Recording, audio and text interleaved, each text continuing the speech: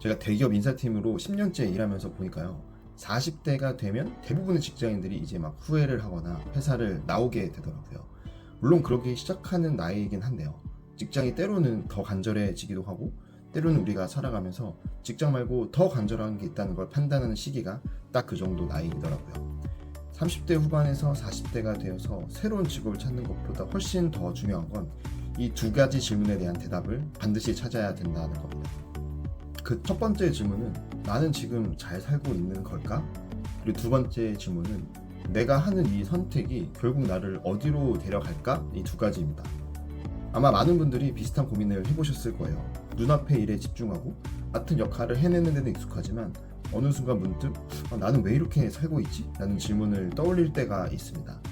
특히 30대 후반 40대가 되면 이 질문이 더 자주 찾아옵니다. 성과는 내고 칭찬도 듣고 고과도 나쁘지 않은데 이상하게 마음 한구석이 허전한 느낌이 드는 거죠. 그 감정이 단순한 피로가 아니라 방향을 잃어버린 상태에서 오는 어떠한 공허함입니다. 그걸 어떤 분들은 목적의 난민이라고 표현하더라고요. 소속은 있는데 나 스스로의 뭔가 중심이 없는 상태인 거죠.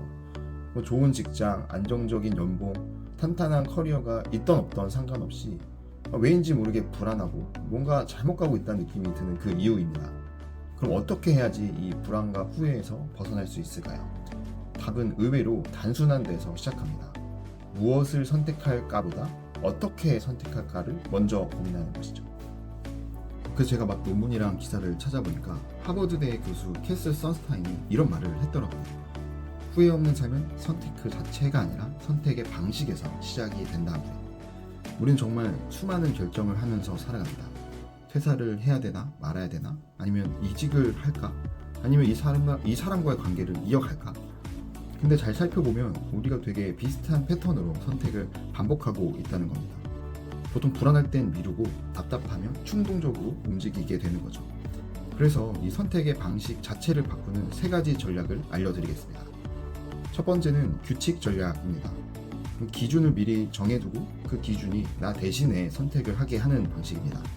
예를 들어서 나는 3개월 이상 야근이 계속되면 이직 준비를 시작할 거야 같은 규칙을 미리 세워두는 거죠. 감정이 흔들릴 때마다 고민만 하는 게 아니라 그 기준에 따라서 이제 움직이는 겁니다. 두 번째는 스몰 스텝 전략입니다.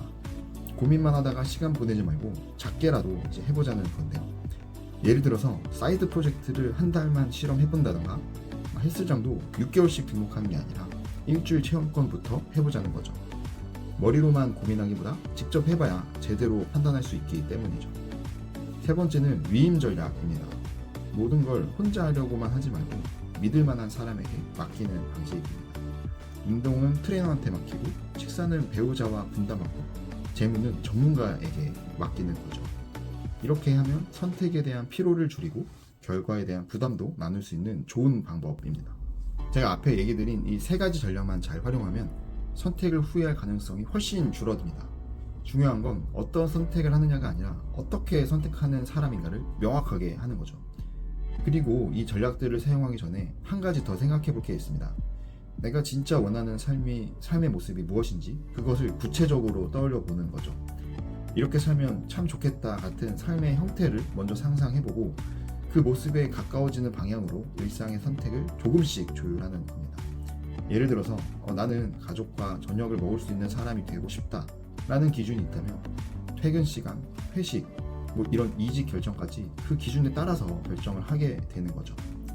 그렇게 되면 선택 하나하나가 따로 노는 게 아니라 하나의 흐름으로 쭉 이어지게 됩니다. 그 흐름이 곧 나만의 중심을 만들게 되는 거죠. 결국에 직장인으로서 후회하지 않으려면 내가 진짜 원하는 삶의 방향을 스스로 정하고 그 방향에 맞는 기준과 방식을 갖추는 것, 그것이 핵심입니다. 어떤 선택을 하든 그 선택이 내 삶을 더 나은 방향으로 이끌 수 있도록 기준을 먼저 세워보시기를 권장드립니다. 지금부터라도 내가 어떤 방식으로 선택을 하는 사람인지 한 번쯤은 돌아보는 시간이 되셨으면 좋겠습니다.